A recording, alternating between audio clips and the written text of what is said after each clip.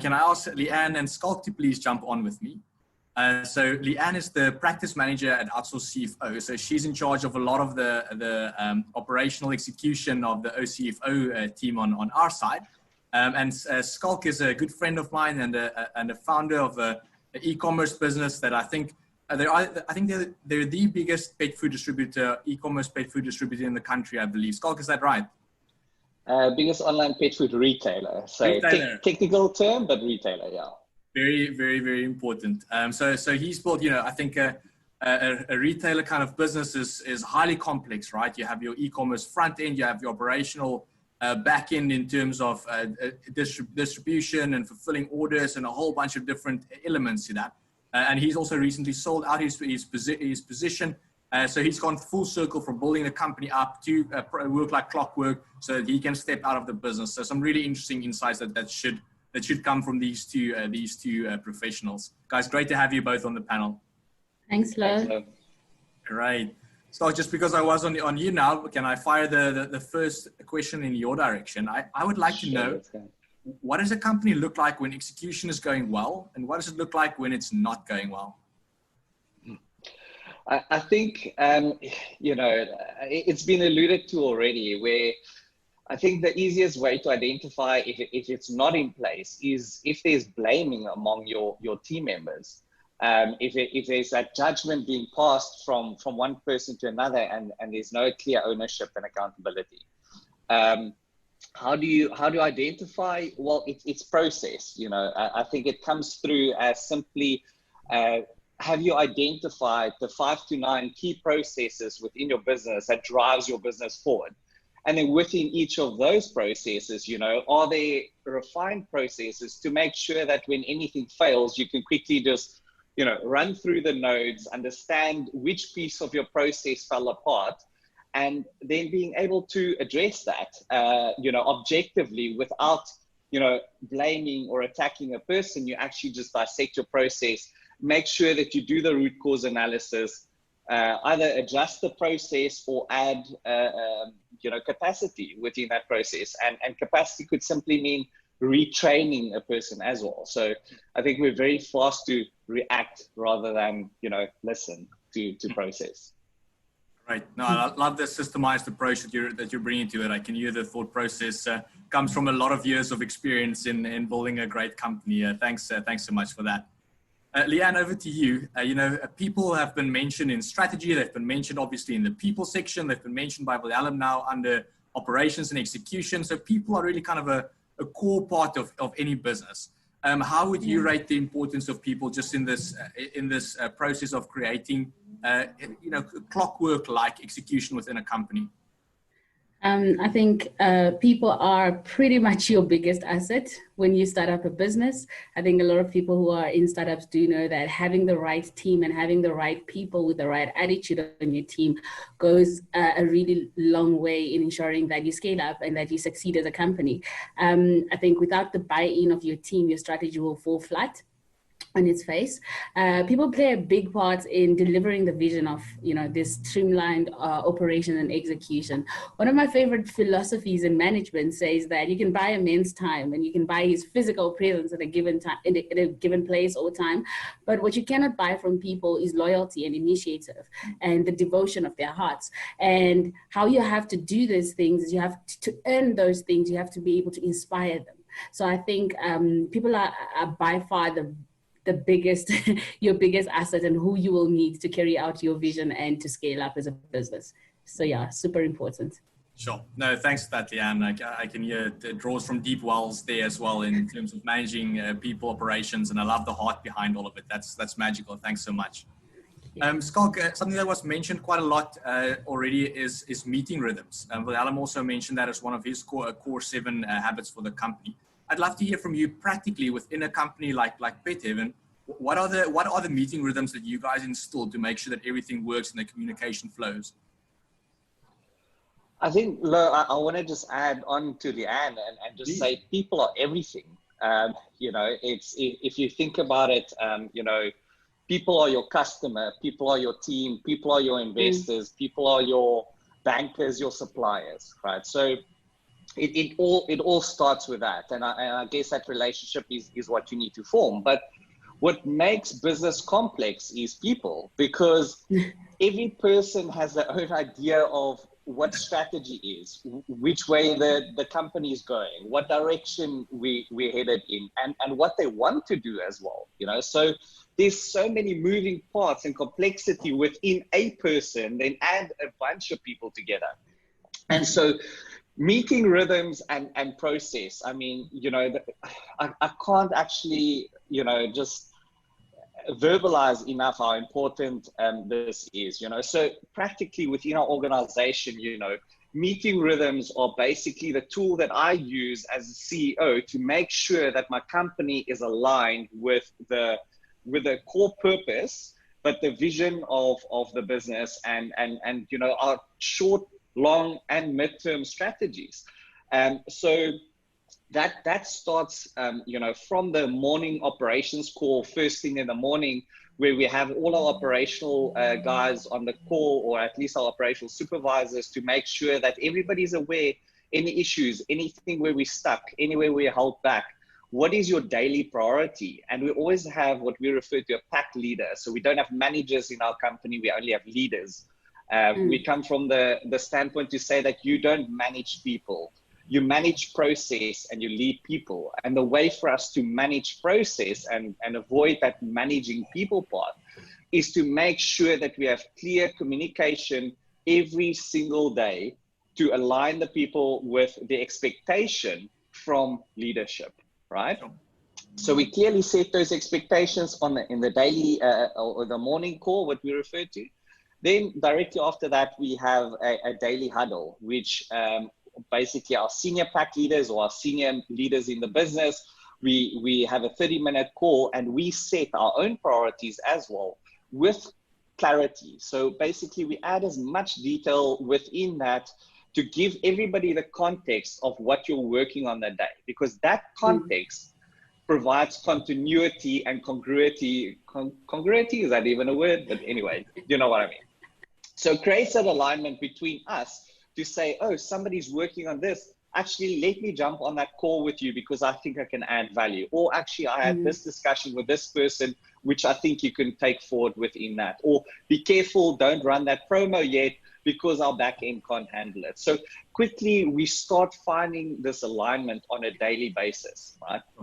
Then probably the most important for me are the functional meetings. So I schedule all my functional or departmental meetings on one day. So obviously each one of my HODs will only have one meeting that day, but I essentially have about 6 going all the way through from finance, customer service, buying, marketing.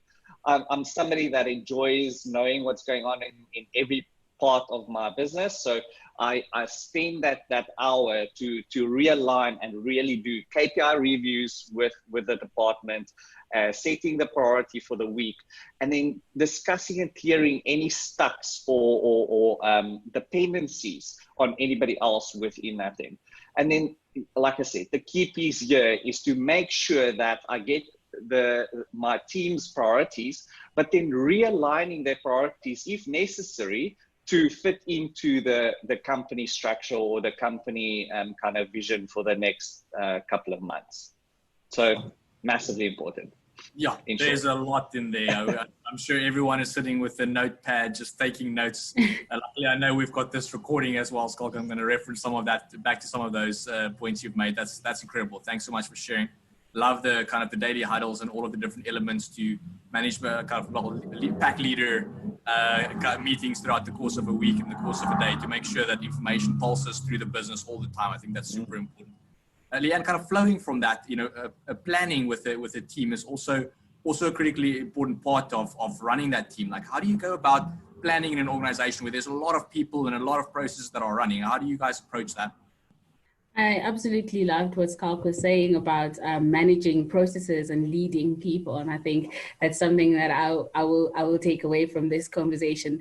Going on to your question with what are the tips for planning in a team? I think we do a lot of meetings because we have a lot of check-in meetings, which is super important because when I would suppose when we started in the remote working environment, because of trying to cover that gap of not being together, there was a lot of check-in meetings that were put in place, sort of overcompensating because we were not seeing your team members. You wanted to make sure that everyone is okay. Daily check-ins with everyone, maybe not the smartest thing to do, but for planning for a team, I think what I've learned in the past 6 or 7 months is that always start with the end in mind. The bigger picture, what is it that we're trying to achieve? After you have looked at the bigger picture, you'll be able to drill down into the specific elements and the specific things for each team member. And to be realistic and flexible. Sometimes things that we agreed on last week are not possible, just to understand where the team is stuck, what things you need to move around and what bottlenecks are there. To always have an agenda because that is super important. We don't have unlimited time. Everyone is busy actually. In the past 7 months, I've realized everyone actually is very busy. So always bring an agenda to the meeting, make sure that everybody knows what we're discussing, prepare for the meeting in advance. There's nothing as time wasting as getting to a meeting and no one is prepared. And instead of it being a meeting where you decide on things, it becomes a working meeting where you discuss on the things, right? So I think one of the other big things is to always have clear action steps from this meeting. What is the outcome of this meeting? Where does everybody go from here? And the last step I would say would be to reevaluate. We don't have perfect systems. Nobody has perfect systems. If they are, I would like to see them, please. But it's a good place to be able to reevaluate, to adapt and change things that are not working, improve on the things that are working, and maybe discard things that are not working when it comes to planning with your team. So that's what I would say. Thanks, Leanne. There's a lot of gold in there. Appreciate it. Scott, back over to you. Managing large data sets and figuring out like what the kind of key metrics to track and manage on and to improve on those is kind of a critically important aspect. I'd love to hear from you from a practical entrepreneur's perspective. How do you go about data management and driving those, identifying and driving key metrics? I think, yeah, like Leanne said, you need to have kind of clear outcomes for things. And the only way that you can have a clear outcome is if you measure, right? So I think the point of data collecting, I think it's good to just understand or start there, is that why are we collecting data? I mean, it's the big topic, like big data this and data that, and it's like, but people don't know what to do with data. They don't know how to process data. They don't know how to look at data. And data seems to be this like Excel spreadsheet with 10,000 lines, which is, it's just not going to say anything. So I like to approach data to say, what do I want the data to do for me? And there's 3 questions that I like to ask and answer is, where are they? So where are my customers? Who are they? So what do they look like? Can I identify them and can I replicate them? Can I create this box basically to put them in, and what works for them? So, where are they? Like, what platform are they using? Where do they live? What devices are they using? What networks are they on? That way I can identify customers and I know where to go and attract my customers and go and speak to them, right? So it's moving away a little bit from execution, but ultimately, when we put process in place, we make sure that we build in measures into every single process, whether it's a daily checklist, whether it's a dashboard, whether it's an SMS pinging us to tell us if something's fallen over. But ultimately, looking at data as a support to a solution as opposed to a product within your business, I just don't see that. I think that, if you're a CEO and you pop onto your customer service once a week and you spend an hour there reading customer comments, you'll get such an ingrained view of what your customers are actually asking, what they're looking for. I always say to my people, like, if somebody like lodges a customer service request with us, you should be happy. Because that person is opening a dialogue with you and they're saying like, hey, I really want to use your service. I like what you're doing, but I just don't like this piece of it. And that is what we should be listening to instead of looking at big data. Like, Your conversion rates, great. It's amazing. It could tell you if there's a problem, but it's not going to tell you what the problem is. So I feel that if you're a startup and you're wanting to scale, you don't have that big data. So look at the little data and understand what people are saying, as opposed to, complaining about a delivery. Understand why there's a problem and solve for that. That data to me is a lot more valuable on a scaling up level than, having thousands of lines of Excel spreadsheets, just floating around. Definitely. No, thanks for that, Schalk. Super solid. Yeah, and we're on kind of on our last minute here. I'd just love to hear your input, given your background in terms of your masters and the PhD you're working on. Just in terms of the execution teams working on innovation and improving process versus working on actual executing on delivering the product and service. How do you manage that push and pull between the two? I would say it's they're not mutually exclusive. In a perfect world, you do the one and then do the other. You have to do both. Operational excellence will generate today's profit, right?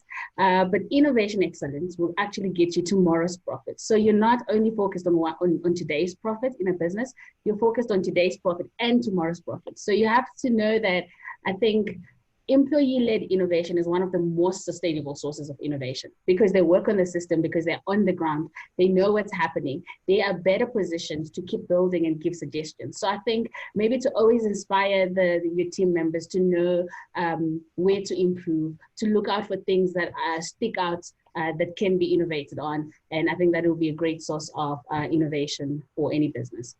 Love that. Yeah, and thank you very much, Schalk, to you as well. It's been brilliant having you guys here. I know we can speak about this for a whole day long, I'm sure. Unfortunately, we have a power 20 minutes for it, and we're just about through. But thank you both for your time today and for sharing your expertise and your insights and your experience with all of our founders here on the call. It's been awesome to hear you speak, and I'm sure we'll reference back to this in future. Great to have both of you guys. Hey, Louw here, one of the founders of Outsource CFO. If you enjoyed this video, make it official. Click subscribe.